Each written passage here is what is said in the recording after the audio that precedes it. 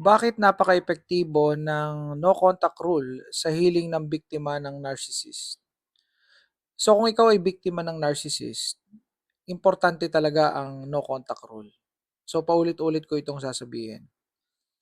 Dahil sa ang salita, ang chat, ang text, ang ginagamit niya na pang-manipulate or pang-control or pang-paikot ng isipan ng isang tao. Specifically ng kanyang partner or ng kanyang ex-partner, which is specifically the victim, you, if ikaw ay naka-experience or nakaka-experience nito. So, no contact rule, bakit nga ba? Isa sa pinakamalupit na dahilan ay magkakameron ka ng klarong pag-iisip.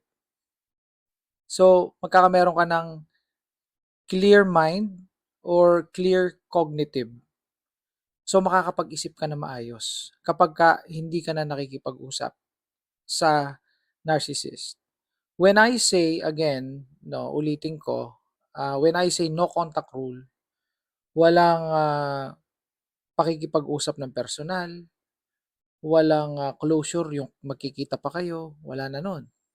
Walang chat, walang text, walang call, wala ring social media stalking or walang stalking kung saan ka nag-i-stalk.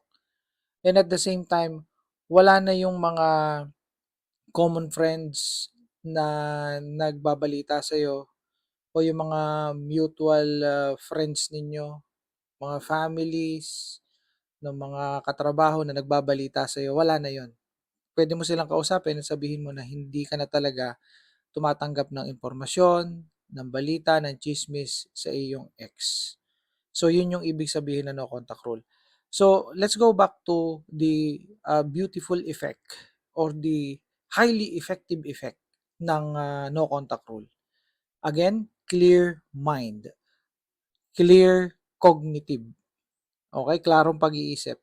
Dahil kapag tinanggal mo ang iyong sarili sa chaotic environment o yung napakagulong relasyon, yung toxic na relasyon, yung toxic na usapan, yung laging may drama, laging may bangayan, no, laging may awayan, may sisihan, may gaslighting, etc., etc. It means magiging klaro yung isip mo kasi natanggal ka na dun sa environment na magulo eh. You know, environment is a very important factor pagdating sa peace of mind mo, pagdating sa mental health mo. Eh, tinanggal mo na yung sarili mo sa magulong environment. Tinanggal mo na yung trigger, tinanggal mo na yung toxicity, tinanggal mo na yung walang ya. Sa pamamagitan ng no contact rule. Parang may sugat ka na hindi mo na inalaw na madali or mahampas o kaya ay madagil o madapuan ng langaw. Tinakpan mo na. You closed it. Ganon din yon. You closed your communication. Close the wound. And then let it heal. Huwag mong i-allow na ito ay masira na masira again and again and again by means of communicating with your ex-narcissistic partner. Ganun lang kasimple yon. Okay? Ganun lang kasimpleng unawain yon. And what is the summary of this one? Ikaw kapag ikaw ay nasa narcissistic relationship or kabe-break mo pa lang, nasa survival mode ka.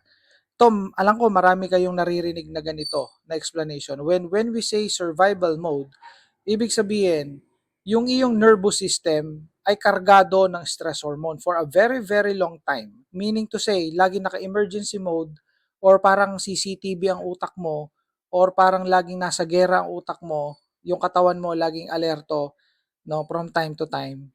So, nangyayari is, masyadong kalkulado yung mga galaw mo. You're walking on an eggshell or eggshells. Parang lahat ng galaw mo, pinag-aaralan mo, lahat ng salita mo, iniisip mo dahil baka magalit yung partner mo, baka awayin ka na naman. So, yun yung ibig sabihin na nasa survival mode ka. Ibig sabihin, palagi kang stress sa madaling salita.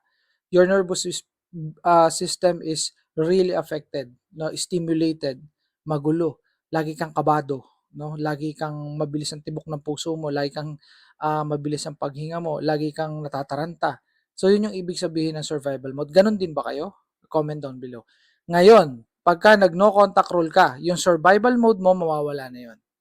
No, pag nawala na yun, makakapamuhay ka na ng maayos. Ibig sabihin, Hindi ka na laging parang nasa emergency mode. Hindi ka na palaging-laging nagugulat. Hindi ka na hindi ka na yung feeling na kailangan mong laging may patunayan. Hindi ka na feeling na kailangan mong magsilbi. Hindi na yung feeling na kailangan mong, pag-aralan lahat ng sasabihin mo dahil baka may magalit. Magalit yung asawa mo, magalit yung partner mo, so on and so forth. Yun ang ibig sabihin nun. In short, makakapamuhay ka na maayos, malaya, meron kang freedom, magagawa mo yung gusto mo, magagawa mo yung makabubuti sa sarili mo, at marami pang ibang kabutihan na may dudulot ito. Meaning to say, survival mode going to ika nga ay living mode. No? Kasi wala ka sa living mode eh. Nasa survival mode ka. Okay? So, see you in my next content. Dun sa mga gusto magpa-coach, eto, maglagay ako ng contacts dyan para makapag-message kayo. Okay? Bye for now.